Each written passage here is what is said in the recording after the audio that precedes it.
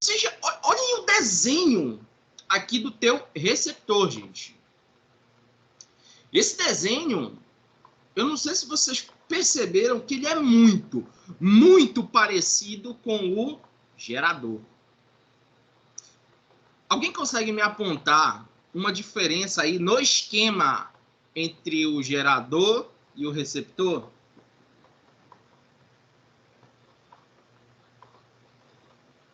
Vamos lá, simbologia matemática, habilidade 17. Vamos aprender a ler os signos, os desenhos. Alguém já viu alguma coisa aqui que não tinha no gerador e tem aqui no receptor?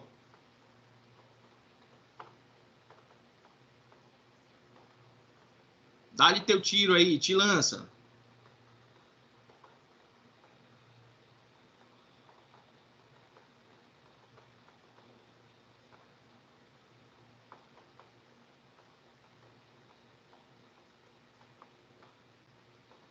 Eita, que vocês estão dormindo pesado ainda. Olha só. Tá vendo o epsilon aqui? Esse epsilon tá com uma cobrinha aí, uma linhazinha, um apóstolo, sei lá o que a gente chama isso aí. Isso aqui, se fosse 100, seria um gerador. Ok? E no gerador isso se chama força eletromotriz. No receptor, ele se chama força contra-eletromotriz. Ok? Olha lá. No gerador, ele é eletromotriz. No receptor, ele é contra-eletromotriz. No gerador, é tudo que ele produz. No receptor, é aquilo que ele consome na forma útil. Olha lá. No receptor, ele é a parte matemática da forma útil para o receptor. Tudo bem? Enquanto que no gerador ele era resíduo matemático do total, no receptor ele vai ser resíduo matemático do útil, tá? E aqui existe um Rzinho linha, ok? Esse Rzinho linha é a resistência interna do receptor, tá? Por que eu digo isso? Por que eu estou sinalizando dessa forma? Porque quando a gente falou de lei de Poulier, na lei de Poulier, quando tu ligava um gerador a um resistor, entrava lá na fórmula a resistência do resistor, que era o Rzão, entrava a resistência do gerador, que era o Rzinho. E se eu conectar nessa bagaça toda aí, eu quero um gerador, uma lâmpada que vai funcionar como um resistor e o batedor de açaí. Quer dizer, o receptor, desculpa. Então, nessa ligação aí, eu tenho um gerador, um resistor, um receptor. Como é que vai ficar a lei de Poulier nessa hora? Fácil. Lá embaixo, na equação da corrente elétrica, vai entrar resistência interna. Lá em cima, na eletromotriz, vai entrar contra-eletromotriz. Mas a gente vai ver como é que vai ficar o caso Poulier para o receptor, ele é o caso mais complexo da eletrodinâmica. Matou ele, tu matou a eletrodinâmica. Então, toda a eletrodinâmica se resume numa equaçãozinha. Caso Poulier para o receptor, para o circuito. Resistor, receptor, gerador. Ok? Bora lá. Então, aqui, basicamente é assim, ó. Energeticamente falando, gente. De novo, a leitura dos signos, puxando a habilidade 17. Você tem um sistema de máquina. Esse sistema de máquina, ele já torna-se conhecido no segundo ano, no estudo da termodinâmica. E aí, o sistema de máquina, ele tem uma entrada, ele tem duas saídas sempre, ok? Essa entrada, ela é energia elétrica. Olha, o gerador era o contrário. Era uma energia qualquer que se transformava em elétrica. Aqui na máquina ou no receptor, energia elétrica entra na máquina, se transforma em qualquer outra modalidade de energia, porque esse aparelho, ele também, olha o nome aí que o vestibular pode usar contigo, ele também pode se chamar atuador. Receptor, motor, atuador, ok? Tudo isso é nome que ele pode ter. E aí o que acontece? Essa energia que entrou, total, uma pequena parcela dela é dissipada na forma de calor e a maior parte é aproveitada da forma que é a função principal daquele receptor. Aí um aluno pode me perguntar, professor, um ferro de passar roupa é receptor? Não. Chuveiro elétrico é receptor? Não. Por quê? Porque eles convertem energia elétrica em térmica, exclusivamente, ok? Eles não têm outra função, a não ser que tu tenha um ferro de passar roupa, que pegue Wi-Fi, eu não sei para quê, ele não é receptor. Se não tem outras energias envolvidas, se é só elétrica e térmica, é resistor, ok? Não trate ele de outra forma. Não trate como receptor quem lhe trata só como resistor, tudo bem? Então, essa é a jogada. Primeiro, sabe identificar qual é o aparelho, se tem outras modalidades envolvidas de energia, é receptor. Se for só elétrica e térmica, é apenas um resistor, ok? E aí, vamos aqui. E aí, o que acontece? Diferença entre esse sistema de máquina, século XIX já, e o sistema da máquina do século XVIII, que é o sistema da máquina térmica. Na máquina térmica, essa energia dissipada, ela era em torno de 70%. Na nossa época de máquinas, essa energia dissipada pela máquina elétrica, ela é em torno de 10%. Então, olha, eu aumentei em 20% a eficiência de uma máquina. Então, será que... Desculpa, 20% não. Ficando doido.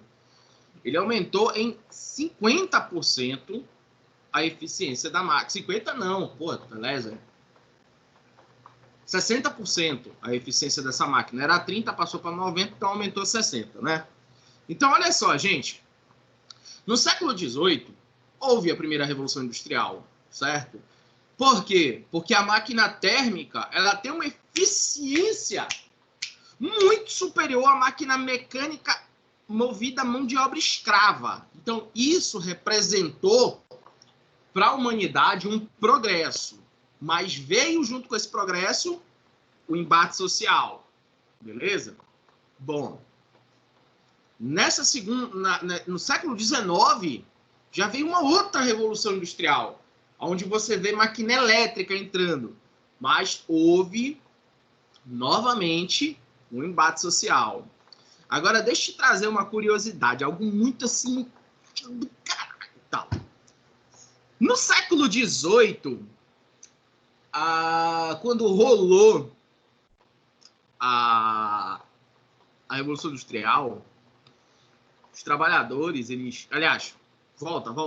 Antes, século XIV, quando estava tendo toda a exploração do feudalismo, estourou a peste negra. Dizimou um terço da Europa, 200 milhões de pessoas morreram por causa da peste negra no século XIV, que se estendeu 15, 16, 17, lá pelo final do século XVII surgiram os doutores da praga e tal, surgiu uma cura, vamos dizer assim, para a peste negra.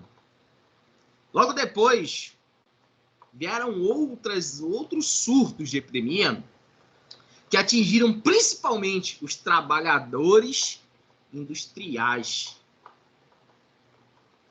E aí arrebentou com esse sistema aí, né, da indústria baseada na mão de obra humana. E aí veio o século XIX, né? A gente ainda estava vivendo ainda essa indústria, mas ela acabou de vez. Esse sistema foi totalmente detonado com a gripe espanhola. Cara, a gente está vivendo um período de transição energética aí.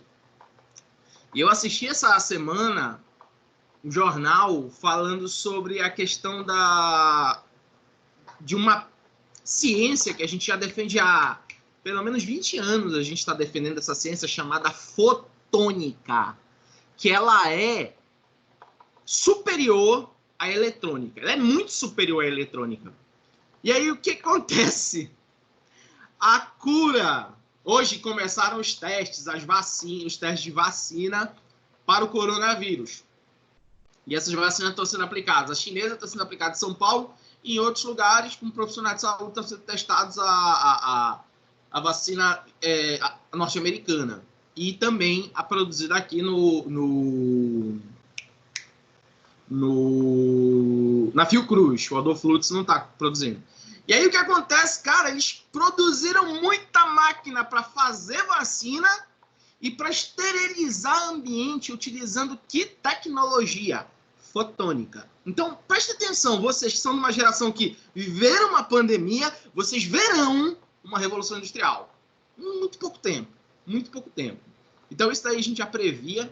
A gente não sabia que seria tão agora. Em 2015, a gente foi chamado Ano Internacional da Luz, eu era um dos diretores pela Unesco, e a gente organizou um evento de divulgação da fotônica, mano, mas a gente não sabia que vinha um vírus, como veio em todas as revoluções industriais, para poder alavancar. Não sei te explicar se é um processo natural, humanidade, como é que funciona e tal. Só sei que acontece.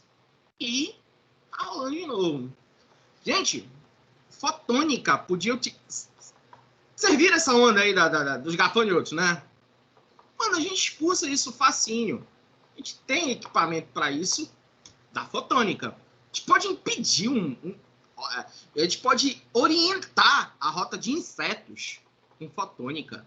Então, vou voltar aqui para a eletrônica um pouco, que aí vocês... Gente, a eletrodinâmica, ela é a base para um estudo maior chamado eletrônica, tá? Então, eletrônica, ela já vai ramificar para a computação, para um monte de coisa. Mas esse é o início de tudo, as leis da eletrodinâmica, tá? Bora avançar. Bora deduzir o nosso princípio de transformação de energia baseado aqui, ó. Cortou. Bora lá. Então, assim, não sei por que cargas d'água e esse slide ele tá meio bugado, mas vamos.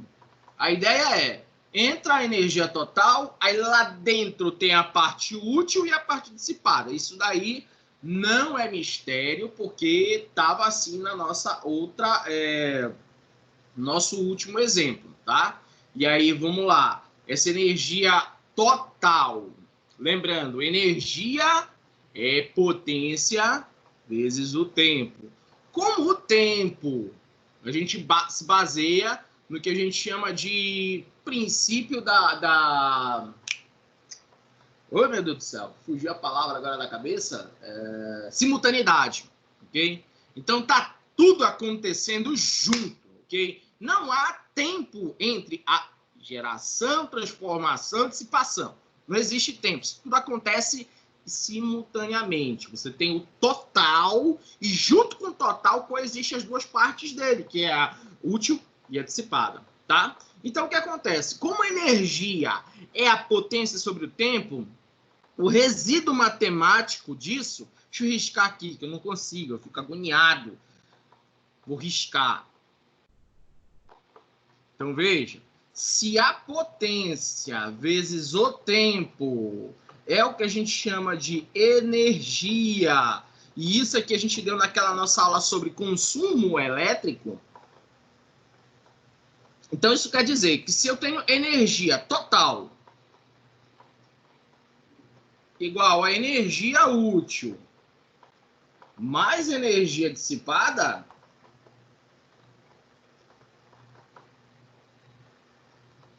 eu tenho uma potência total vezes o tempo igual a potência útil vezes o tempo mais a potência total ou dissipada vezes o tempo. Aí note que como o tempo ele é algo que ele é o mesmo, então eu posso pegar, cortar, porque é o mesmo tempo nos dois lados da equação, provando para ti o princípio da simultaneidade, Ok? Beleza. Aí eu jogo aqui, ó. Por quê? Porque a potência em eletrodinâmica pode ser I, pode ser RI quadrado, ou pode ser o quadrado sobre R. Meu filho, tu quer dar um print nisso aí só para registrar aí? Dá um print. Eu vou abrir aqui o meu chat só para ver. Dá um print e quando tu der o print, tu dá põe um S no chat, por favor, só para saber que vocês tiraram o print.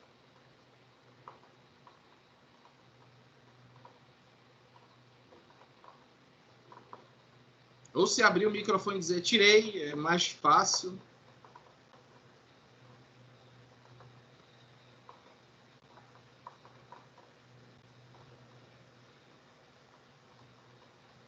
Beleza, o Matheus tirou. Aí. Pronto, 2 já tiraram, então qualquer coisa o grupo, depois você se troca aí. O Léo.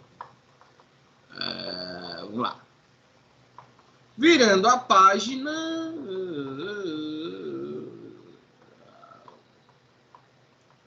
Rapaz, meu lado tá dando uns bugzinhos aqui que não era para dar, mas vamos lá. Então, voltando aqui, ó, como a gente chegou, a mesma história, a gente serve aqui. Eu vou colocar potência, que é PUI, né? Então, vai ficar o total, o I, o útil I e o dissipado I. Vamos lá entender uma coisa. Quando eu pego o meu receptor, a qualquer coisa que eu ligue ele, que não seja um outro receptor, eu só tenho a opção de ligá-lo em série, ok? Então, a não ser que eu ligue a um outro receptor, qualquer outra ligação que ele vai estabelecer vai ser em série. Então, se eu ligar ele a um resistor, vai ser em série, não me é útil. Se eu ligar ele a um gerador, ele é em série. Por que eu estou falando isso? Porque para que o receptor funcione, está faltando um elemento aí chamado corrente elétrica. E quem vai dar a corrente elétrica é a diferença de potencial promovida pelo gerador. Então, como eu ligo o meu aparelho em série com o gerador, então eu vou ter o seguinte, eu vou cortar as correntes elétricas, porque a corrente é constante, uma vez que eu liguei ele em série com o gerador. Me sobrando que a DDP total é igual a DDP útil mais a DDP dissipada. Isso não diferencia em nada do meu gerador, ok? Só que aí, agora vem a diferença. O que é a DDP total? É o que o aparelho recebe.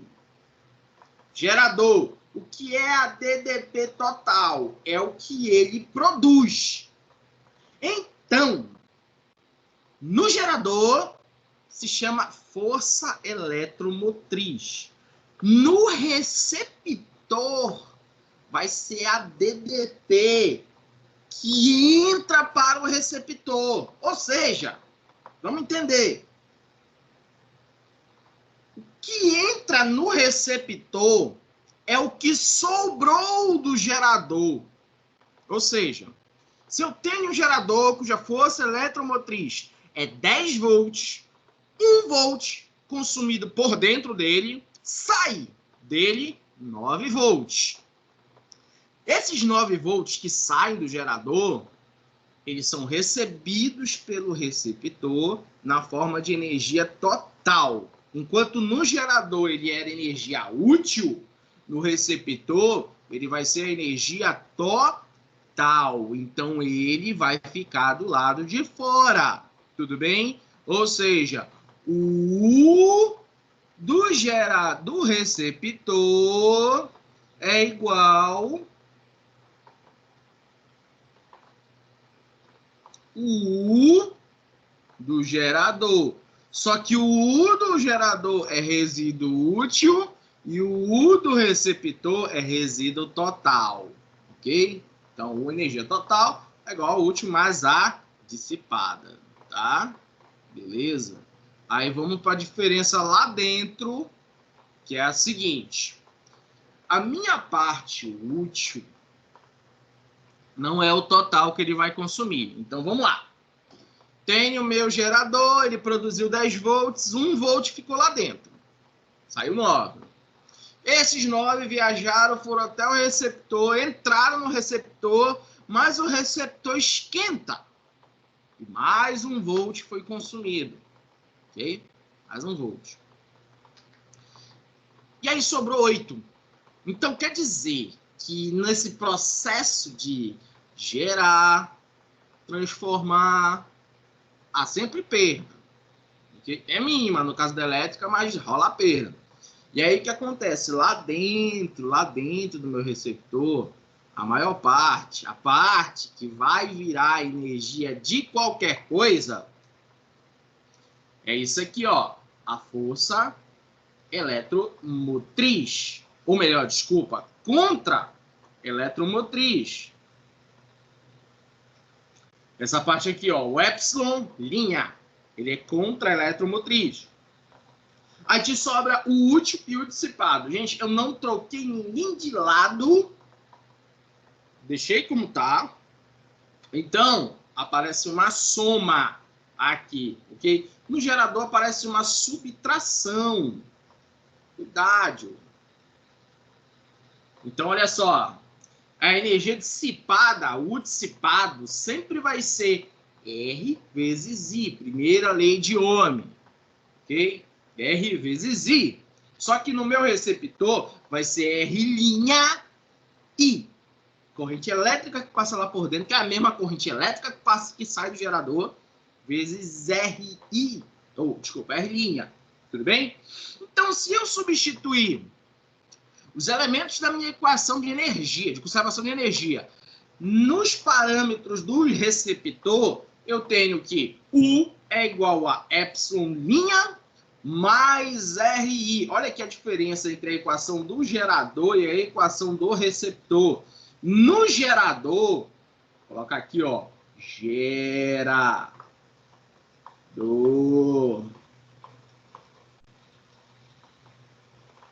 Eu tenho U é igual a epsilon menos RI. Ok? Enquanto que no receptor, eu tenho epsilon' mais RI. Tudo bem? Por que isso? Porque esses dois aqui, ó, tem um papel muito parecido. Tudo bem? Muito parecido, tá? Esse aqui é isso aqui, opa, desculpa, foi mal. Não, tava certo. Esses dois eles têm um papel muito parecido. Por quê? Esse cara aqui dentro é total, ou seja, na verdade esse aqui ele tem a similaridade com esse Uzão aqui, ele é total, ok?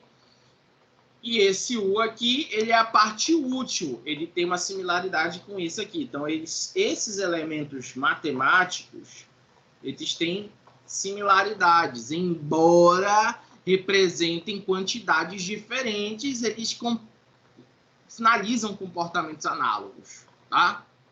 Beleza aí, gente? Tranquilo? Vamos só fechar essa ideia aí com uma questãozinha, claro, para a gente poder finalizar nossa aula de hoje. Tu tem aquele teu descanso, que eu sei que tu só te levantou da cama, tu ainda tá aí de pijama, vai lavar a cara, vai tomar um café daqui a pouco. 5 minutos, 10 minutinhos para tu fazer isso daí, tá? Bora resolver essa questão rapidamente. Um motor, falou motor, é receptor, tá? Um motor é submetido a uma DDP de 12 volts, ou seja, uma U de 12 volts, sendo atravessado por uma corrente elétrica de intensidade I igual a 3 amperes. Beleza. Mudando a tensão para 15 volts. Opa, eu pego esse bagulho e vou submeter a 15 volts agora. Pessoal, não vai queimar? Não sei. Bora ver. A corrente elétrica que passa é de 6 amperes. Opa, nova corrente. 6 amperes. Pessoal, quem está perguntando? Determine a F100. Que é isso? Força contra eletromotriz. E a resistência interna. Meu filhote, a gente já fez isso aqui para gerador. É a mesma coisa. Tudo bem? Vou construir a função dos dois. Primeiro, qual é a equação 1? A equação 1, todas elas vão ser baseadas nisso aqui, ó. U igual a epsilon' mais RI. E aí eu vou dar nome aos bois. Olha lá. O primeiro caso aqui, ó. Deixa eu apagar essa seta aqui, que vai dar balde isso. Vou apagar aqui. Vamos lá, colocando aqui. Pronto, assim fica melhor, mais bonitinho. Esse primeiro caso, 12 volts. Epsilon eu não sei, eu quero descobrir. Mais R vezes 3. Oxi, coisa feia. Beleza, primeira equação. Segunda. No segundo caso, o U é 15 volts. Epsilon que eu não sei quanto é, mais CR6. Ok? Beleza? Então, assim, ó. Passo o pano no que eu vou fazer. Isso aqui é um conselho meu. São duas perguntas. Força contra eletromotriz e resistência interna. Meu filho, primeira coisa que você deve encontrar, segue esse passo a passo, é a resistência interna. Tudo bem? Então, eu vou encontrar passo 1, o Rzinho linha. Como eu faço isso? Simples. Eu isolo o epsilon e igualo. Então, se eu isolar o epsilon na primeira, fica 12 menos 3R. A ordem dos fatores não vai alterar o produto. Isso aqui é igual a epsilon linha. E nessa outra aqui, o epsilon linha é igual a 15 menos 6R. Eu vou botar R linha, desculpa, eu tinha esquecido, tá? Junto as duas, porque epsilon de um é o epsilon da outra, vou ter 12 menos 3R linha igual a 15 menos 6R linha. Letra para um lado, número para o outro. Vou fazer o seguinte, menos 3R linha mais 6R linha, 15 menos 12. Aí, ó, menos 3 mais 6, 3R linha, igual 15 menos 12, 3. Com isso, concluímos que se tu jogar para o outro lado o 3, vai ficar que R' é apenas 1 ohm. Ok, beleza. Pessoal, e agora? E agora substitui em qualquer equação. Eu vou substituir logo bem aqui, porque essa está mais perto. Então, vamos lá. Epsilon' é igual a 15 menos 6 vezes 1. Opa! Fazendo tolice. 6 vezes 1 só que é 6, né? Então. 15 menos 6, meu filho. 9. Opa! Então, 9 volts. Ok. É isso, gente. A força contra a eletromotriz vai ser 9 volts. Ou seja, de tudo que entrar, é o que o aparelho vai consumir. Esse aparelho está sendo muito sobrecarregado, colocando aí 12. Eu sempre tenho que colocar claro e evidente um pouco mais do que ele consome. Se eu colocar menos, ele não vai funcionar, ok? Mas eu estou colocando 12, 15, eu já vejo que o que ele precisa é 9. Se eu colocar 18 volts, vai dar cagada. Vai ter muita sobrecarga. Mas a gente vai falar sobre isso na próxima aula, ok? Então, encerrando a aula de hoje, vocês têm 6 minutinhos aí para descansar antes da aula do próximo professor. Então, gente, obrigado por vocês estarem aí. E vamos que vamos, né? Quinta-feira a gente se vê nessa saga até o vestibular. Falou!